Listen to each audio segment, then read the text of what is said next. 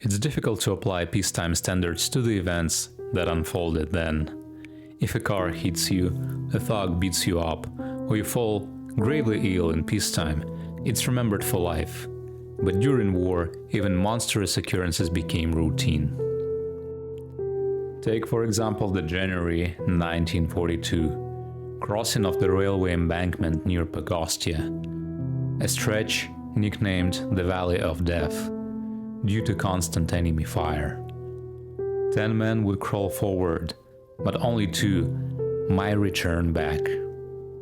Would sprint over corpses, hide behind frozen bodies, as if this were normal. Tomorrow, they would send us back to the same hell again. When a shell tears a comrade to shreds beside you, drenching you in their blood and entrails, in peacetime that alone would make anyone insane. Every day, every hour, something new happened. One time, a German sniper pinned me down in a crater, not letting me move until nightfall, firing at every slightest motion. 3 hours in the bitter cold, and my fingernails peeled off from frostbite. They did grow back later, though crooked, like a devil's.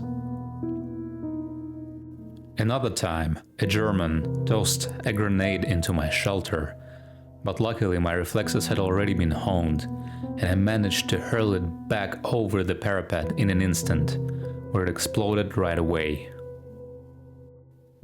Then, during lunch, a German shell pierced through the roof of our dugout, but didn't explode, just hissed on the floor. "Well, boys, take it outside and let's get back to eating," said the lieutenant. By that point, no one was scared by such trifles anymore. You get used to everything. Once, a heavy mortar shell hit our dugout, scattering the log cover. But fortunately, it didn't break through. I didn't even wake up from the deafening crash, the trembling ground, or the dirt raining down from above. In the morning, the signalman Polukarov told me all about it. He spent his nights on all fours, because his stomach ulcers wouldn't let him sleep. There's a well-known story of a soldier who during a shelling felt an unexplainable desire and urge to visit his comrades in the neighboring dugout. When he got there, he found it destroyed, with everyone buried under the rubble. As he made his way back, his own shelter met the same fate. The same thing happened to me, not near Pogostye, but later, in 1944, at the Stremutka station near Pskov. And what about when a tank is coming straight at you, firing its cannon? Or when you're under attack, forced to shoot a man before he shoots you? But so much has already been written and told about all of this by those who survived, that it's sickening to repeat. The only thing that remains astonishing is how much a person can endure. And yet, war left its mark on almost every survivor. Some drowned themselves in alcohol to dull their minds and forget. That's how Sergeant Zatanaichenko, drunk out of his mind, charged the Germans head-on, shouting, "You bastards!"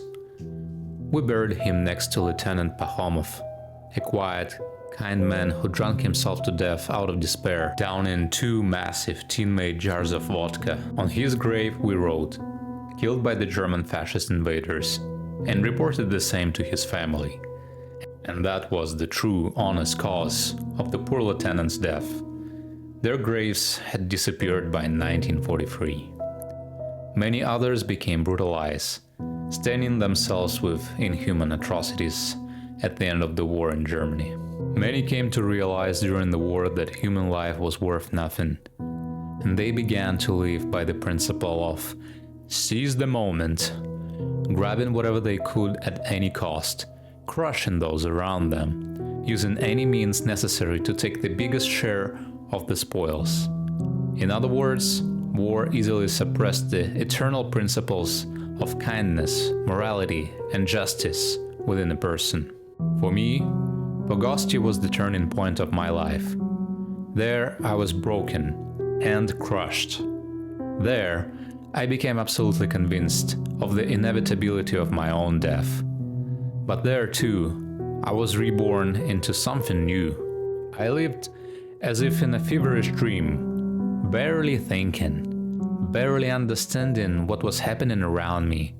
My mind seemed to have dimmed, flickering weakly within my starved and exhausted body. Spiritual life awoke only rarely. When I had an hour of respite, I would close my eyes in the dark dugout and remember home. The sunny summer, the flowers, the Hermitage, familiar books, familiar melodies. It was like a tiny, barely flickering flame of hope, warming me in the world of darkness and ice, amid cruelty, hunger, and death. I drifted away, unable to distinguish between reality and delirium, dreams and waking life. Everything blurred together. Perhaps this transformation, this escape from reality into dreams, saved me. In Pogostye, this internal emigration seemed to become my second nature. Later, as I grew stronger and adapted, this gift never fully left me, and it helped me greatly. Perhaps in wartime such thoughts were dangerous. No wonder one day a sharp-eyed political officer stopped me in the trench. "What the hell are you doing walking around unarmed? Holding a flower like some kind of Eugene Onegin? Get your ass to the gun, damn it!" It was after Pogostye that I developed a painful need to wash my hands 10 times a day, frequently change my clothes.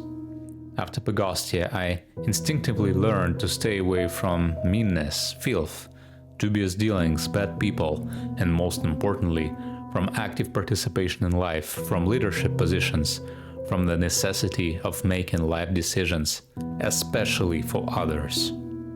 Strangely, it was after Pogostye that I truly understood the value of goodness, justice, and high morals, things I had never given much thought to before.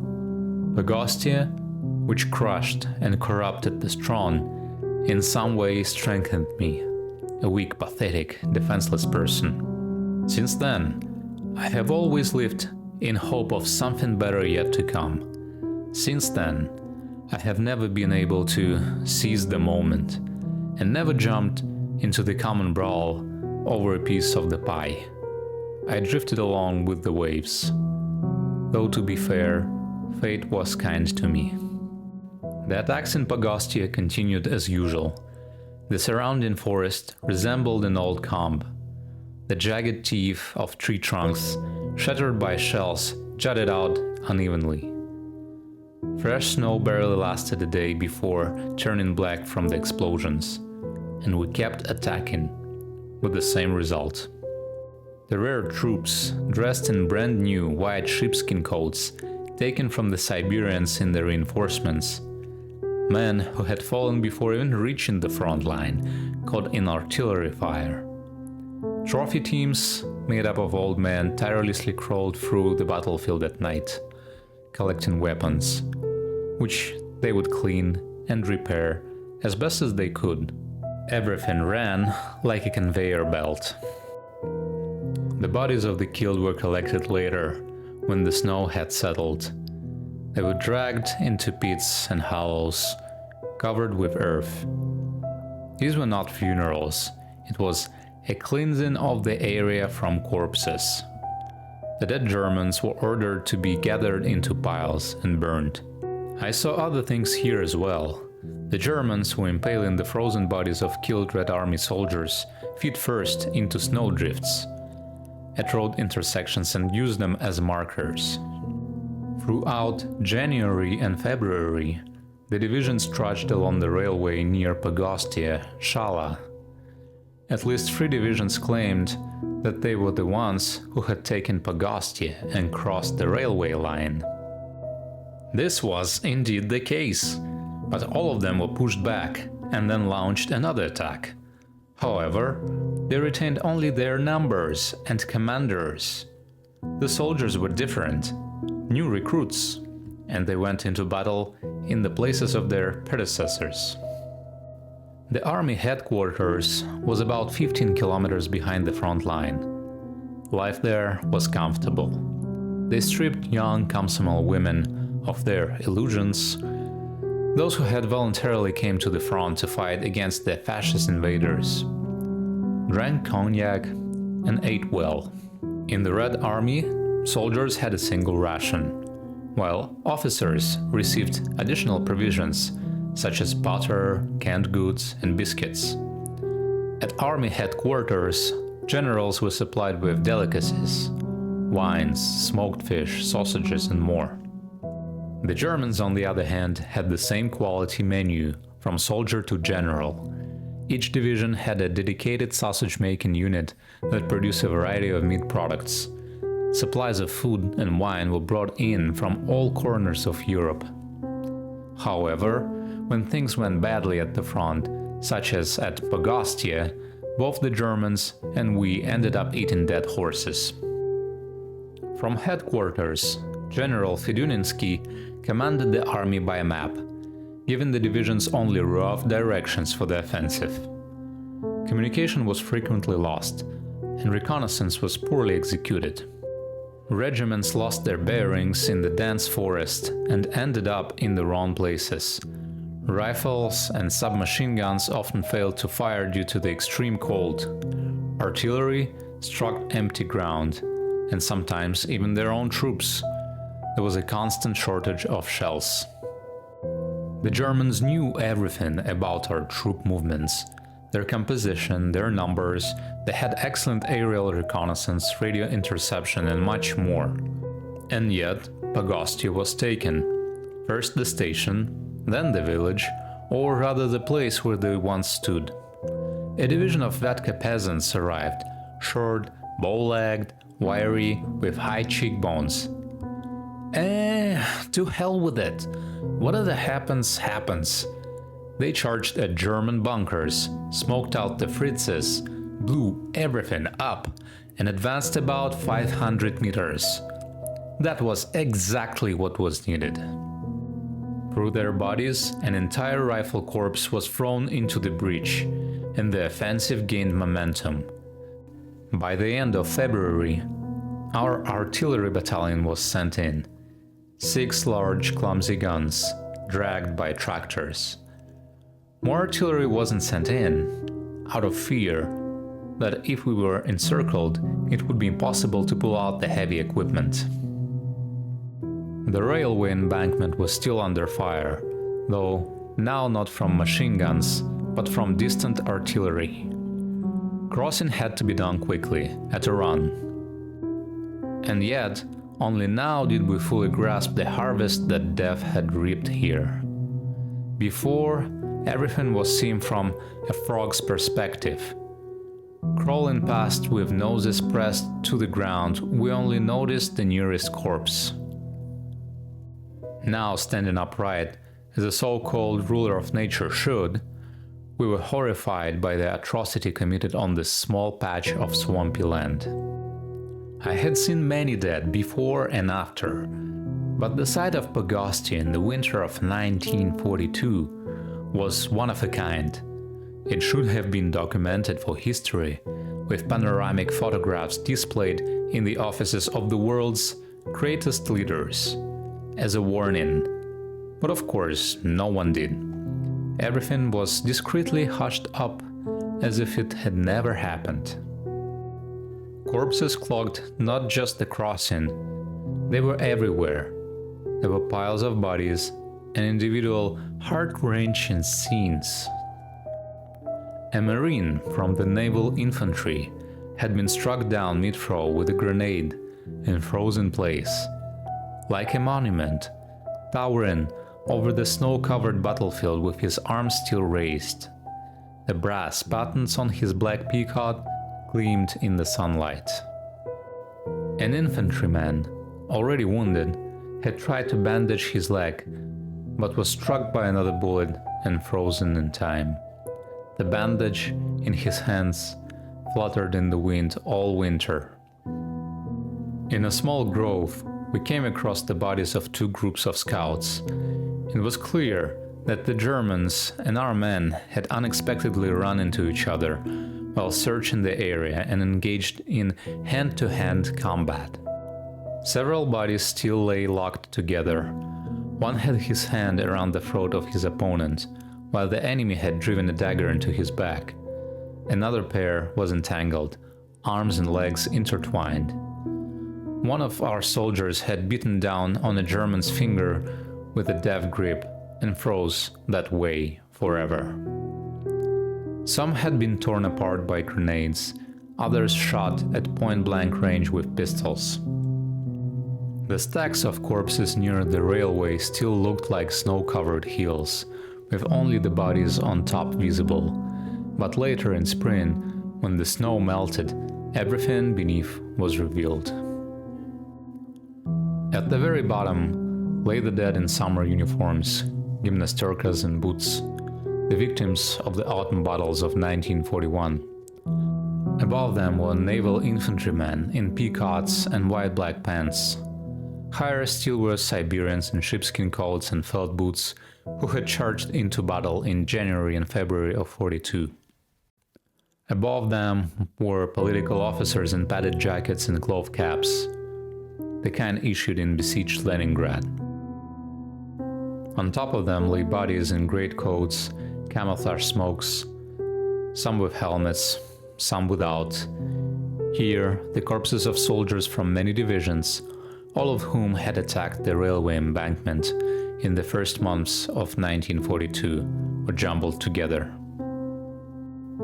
A terrifying diagram of our quote-unquote success. But all of this was only revealed in the spring. Right now, there was no time to examine the battlefield. We had to move on.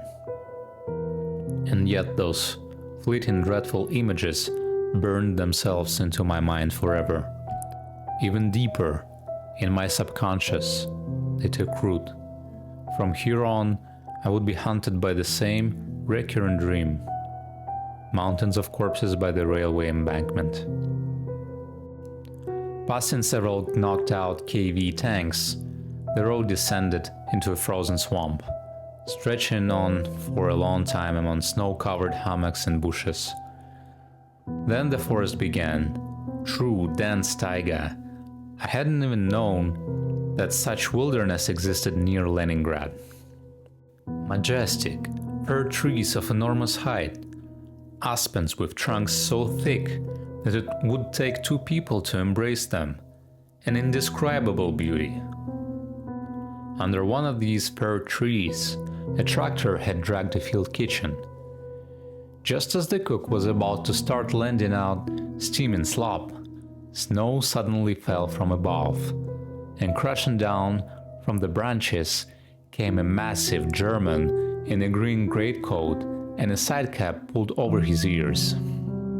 Our brave troops, led by the cook, bolted in terror, but the German was completely frostbitten. He couldn't even move his hands, he only wanted to surrender. He had been placed up in that tree 2 days earlier, ordered to shoot at the Ivans, but the front had moved on, with his own troops never returning. Hans finally decided it was time to give himself up. The cook, Serogin, really amazed me the night before. I was walking my sentry shift along the road when I suddenly heard dull, rhythmic thuds. It was the cook, diligently chopping at a frozen corpse's rubber boot with an axe, breathing heavily with the effort. The second boot had already been hacked off. Wet firewood won't burn, but rubber is great for getting the stove going, Serogin explained matter-of-factly. That was soldiers' ingenuity in action. Then we kept moving, sometimes riding, sometimes walking. We stopped only to shoot and to sleep. We slept by the fire or simply on the snow. The fire warmed only the side turned toward it, while the other froze in the bitter cold. Sparks flew, burning holes in caps and greatcoats, scorching faces, while backs turned to ice. But a fire was still better than nothing. After a night's rest, we moved on. There was constant, sporadic shelling. Infantrymen trudged alongside, burdened like camels. Along the roadside, skiers in white camouflage suits glided swiftly across the snow. Tanks plowed through, shoving everyone aside, kicking up a storm of snow and the stench of gasoline. We didn't see many dead, only a few here and there. Only in one clearing lay 30 or 40 bodies, most likely the victims of an air raid. One of them, a senior sergeant, had a gaping hole in his chest. On the torn remains of his tunic, a twisted medal still smoldered. Wounded men staggered forward. By the roadside lay a soldier in a strange state, feverishly delirious. His face flushed deep red. What was wrong with him? A fever? An illness? No one had time to stop. Everyone marched past. We passed through burned-out villages. Here was Zenina, just chimneys, heaps of ash, and among them, the charred bodies of horses. In 2 months, these roasted, decomposing carcasses would be entirely consumed by the brave warriors, Kazakh reinforcements, sent to replenish our depleted ranks. We approached Konduye and Smerdina. A rumor spread that our scouts had already reached Luban and linked up with those advancing to meet them. But everything stalled. The front stabilized. Several units, particularly the ski battalions that had pushed ahead, were wiped out.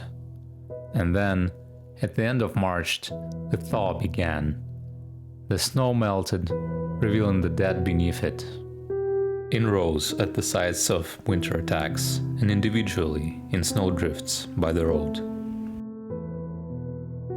These were the wounded who had died on their way to the hospital. Over the winter, quite a number had accumulated. Bandaged heads, arms or legs, held stiffly in plywood splints meant to stabilize shattered bones. A natural disaster unfolded. The roads turned to mud, the swamps became impassable, and neither food nor ammunition could be delivered. Even tractors got stuck. Long columns of soldiers slogged through the mire, sinking knee-deep, sometimes waist-deep, dragging either 2 artillery shells, or a sack of dry biscuits, or a crate of bullets. On the way back they hauled the wounded, crusted over with blood and filth. There was nothing to eat, no bread. The gruel they served was tasteless, no salt at all. Have you ever tried something like that? The army was on the verge of paralysis. Realizing the crisis, command took urgent measures to rebuild the road. Thousands of soldiers with axes and saws felled trees to build corduroy roads. They swarmed the path like ants. 2 weeks later, the road was ready. A cross-laid surface with thin logs resting on thick beams. Riding in it shook the soul out of you. The wounded, unable to withstand the vibration, die. In the best case, their bleeding resumes. But still, the road, the main artery of war, is ready, and the front comes alive. The enemy shells it, and the German dive bombers, 5 or 6 times a day in a single file with a terrible howl, turning on special sirens, dive on the crossroads. Bombs scatter logs, mud, cars, people, but after half an hour, the movement resumes. The dugouts are flooded with water. Instead, we make platforms from branches surrounded by branch fences filled with earth. On top, again, logs and earth. Not as reliable, but still protects from shrapnel, and you can sleep in warmth. We're wet, covered in mud. We've replaced felt boots with shoes and puttees, an idiotic device that constantly unwinds and dangles on the feet. But not everyone was re-equipped. Once, crossing a forest stream on a log, I met a soldier in a sheepskin coat and felt boots who was wading knee-deep in water. "What are you doing, friend?" I asked. "We're from the ski battalion," he replied. Once, I lay down to sleep under a bush on a dry spot, for good measure putting a shovel under myself, a purely symbolic protection from dampness. I woke up in water, in a completely soaked quilted jacket. The clothes then dried right on my body, and no cold. There were no common illnesses at that terrible time. Of course, some people were sick with something. Sergeant Sarachev, pale to the point of being blue, and as thin as a skeleton, suffered from an ulcer. Alex Yudin, a brave scout, suffered from worms. Cook Sirogin boasted a chronic case of the clap. But all these were trifles of life.